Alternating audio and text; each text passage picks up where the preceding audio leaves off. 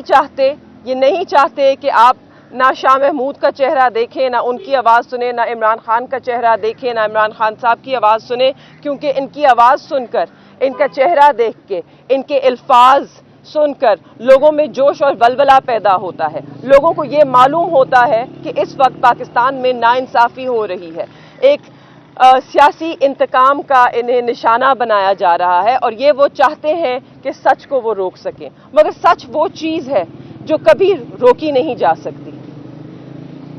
तो मैं सिर्फ यही कहना चाहूँगी कि मुझे बहुत अफसोस है, और इस बात का और भी अफसोस है कि किस तरह इस वक्त जो हमारा अदालती निज़ाम है, जो हमारे कानून अदालतों के अहकामात हैं, उनका मजाक किस तरह उड़ाया जा रहा है।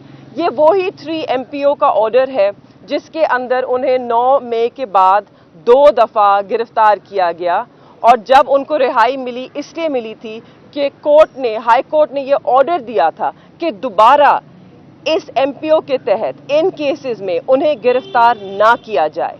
आज उस ऑर्डर की नफी करते हुए उन्होंने दोबारा ये ऑर्डर जारी किया है और दोबारा उन्हें गिरफ्तार किया है, और एक बहुत ही बदतमीज़ तरीके से गिरफ्तार किया है। मेरे वालिद एक ऐसे शख्स हैं जिन्होंने ना कभी किसी से बदतमीज़ी की है, ना कभी सख्त रवैया रखा है। आप सब इस बात के गवाह हैं। आज उन्होंने ऐसे इंसान को इस बदतमीज़ी से गिरफ्तार किया है, और ये याद रहे सबको कि मेरे वालिद शाह महमूद कुरैशी पाकिस्तान तहरीक-ए-इंसाफ के वाइस चेयरमैन हैं। ये वो जमात है जो पाकिस्तान की सबसे बड़ी सियासी जमात है और दुनिया भर में 5वीं बड़ी सियासी जमात है। ये दुनिया की 5वीं बड़ी सियासी जमात है, और उसके वाइस चेयरमैन को एक जमहूरियत के अंदर जहां इलेक्शंस अनाउंस हो चुके हैं, जहां इलेक्शंस हो रहे हैं, वहां पर इस तरीके से गिरफ्तार किया गया है। और मेरे वालिद वाइस चेयरमैन होने के अलावा पाकिस्तान के 2 मरतबा वजीर खारजा रह चुके हैं। क्या ये तरीका मुनासिब था? मैं इससे ज़्यादा कुछ कह ही नहीं सकती। मैं इस वक्त आई एम डिस्गस्टेड। आप तैमूर साहब बताएंगे। मैं इस पे कानूनी निकात पे बात करूंगा। एक वकील के तौर पे आज निहायत अफसोस की बात है कि किस तरह एक साबिक वजीर खारजा को 2 दफ़ा के वजीर खारजा को धक्के मार के एक बख्तरबंद गाड़ी में डाल के ले जाया गया है। जो कल का MPO का ऑर्डर है जो उनके हाथ में था, उन्होंने जेल की हदूद के बिल्कुल कोने पे खड़े होकर बात करने की कोशिश की। अपना एक फंडामेंटल राइट जो है अपने एक्सप्रेशन का, उसका इजहार करने की कोशिश की, आप लोगों को एड्रेस करने की कोशिश की। उनको बातें वो पसंद नहीं आई और उन्हें धक्के दे के उस बख्तरबंद गाड़ी में डाल दिया गया। जो MPO का ऑर्डर है वो जिक्र करता है एक FIR नंबर 708 का पिंडी की आरे बाजार की, और उसमें लिखा हुआ है कि उनको उसके तहत गिरफ्तार किया गया था और जुडिशल लॉकअप में भेजा गया था। हमारी जहाँ तक मालूमात हैं, और हम शुरू से उनके साथ चल रहे हैं इस चीज़ में, उनको कभी किसी FIR के तहत गिरफ्तार नहीं किया गया था। तो वैसे ही उस MPO के ऑर्डर में गलत बयानी की गई है।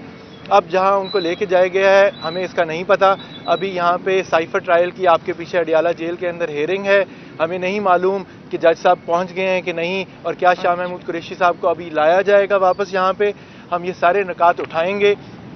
जो MPO का ऑर्डर 9 मई के बाद DC रावलपिंडी ने जारी किया था, जिसके तहत शाह साहब पाबंद सलासिल हुए थे, उसका ऑर्डर हमने चैलेंज किया था रावलपिंडी बेंच के सामने।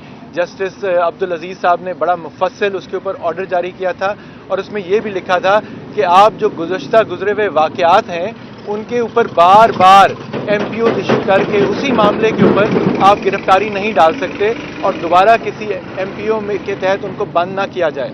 आज उसी DC रावलपिंडी के दफ्तर ने एक और MPO 7 महीने के बाद जारी करके साबिक वजीर खारजा को दोबारा से डिटेन कर दिया है। तो जाहिर है ये चीज़ें सब चैलेंज होंगी, लेकिन सवाल तो ये है कि हम ये चैलेंज करेंगे तो फिर किस फ्रिवलेस केस के अंदर ये गिरफ्तारी डालेंगे, उसके बाद किस में डालेंगे।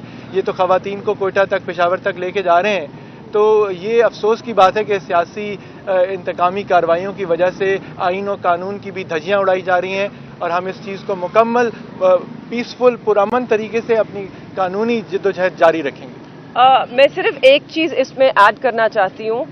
सुप्रीम कोर्ट का अगर आप ऑर्डर पढ़ें और उसमें जो जस्टिस अतर मिनल्ला का नोट है, अगर आप उस पर ज़रा अपनी नज़र डालें तो उसमें ये साफ लिखा है कि इमरान खान, उन्होंने बरी भी इसलिए किया है عمران خان اور شاہ محمود قریشی کو اگر آپ جیل میں رکھیں گے تو آپ ایک شفاف انتخاب نہیں کرا سکتے. یہ جینیون الیکشنز کے لیے انہوں نے کہا ہے اور ایک جینیون ڈیموکریسی کے لیے ان کا باہر ہونا ضروری ہے.